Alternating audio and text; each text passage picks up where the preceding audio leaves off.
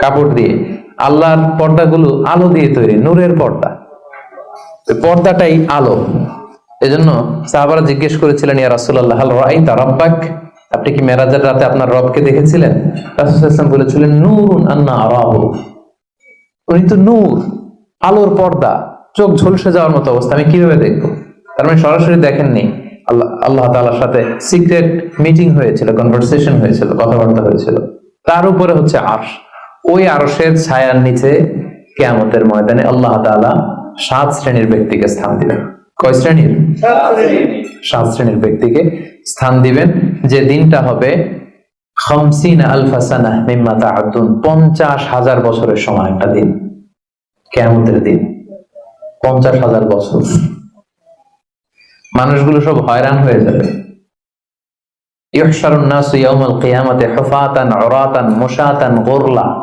রাসূল সাল্লাল্লাহু আলাইহি ওয়াসাল্লাম বলেন, প্রতিটি মানুষ হুফাত, কারো পায়ে জুতা নেই। আমাদের প্রত্যেকের জুতা আছে না আজকে? সেদিন জুতা থাকবে না। উরাতান, নেকেড, উলঙ্গ, গাড়ি নাই, কিছু নাই, ঘোড়া নাই, গুরলা, জন্মদিনের পোশাকে সবাই পাগলের মতো। আমাদের আয়েশা বলেন, ইয়া রাসূল, এটা কেমন কথা? কারো গায়ে যদি ড্রেস না থাকে তো সবাই লজ্জা পাবে না? একে অন্যকে দেখে হাসাহাসি করবে না? আল্লাহ রাসূল সাল্লাল্লাহু আলাইহি ওয়াসাল্লাম বললেন, লিকুল্লি ইমরিইম মিনহুম ইয়াওমা ইদিন শাআনু ইউগনি। আয়েশা, সেদিনটা এত ভয়ঙ্কর হবে যে অন্যের কি অবস্থা এটা চিন্তা করতেই সে ভুলে যাবে। নিজের অবস্থা নিয়ে এত পেরেশানিতে সে থাকবে, ঘর্মাক্ত, ক্লান্ত, শ্রান্ত, পেরেশান।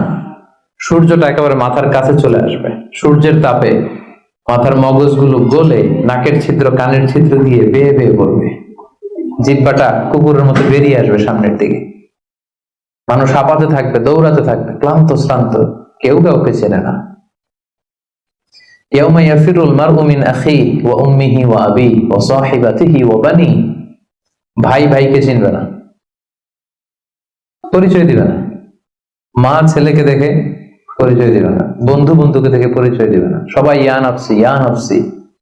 ওই ভয়ঙ্কর দিনে আল্লাহ তাআলা 7 শ্রেণীর লোককে তার আরশের নিচে ছায়া দিবেন। আমরা কি চাই না যে আমরা ওই 7 শ্রেণীর অন্তর্ভুক্ত হই?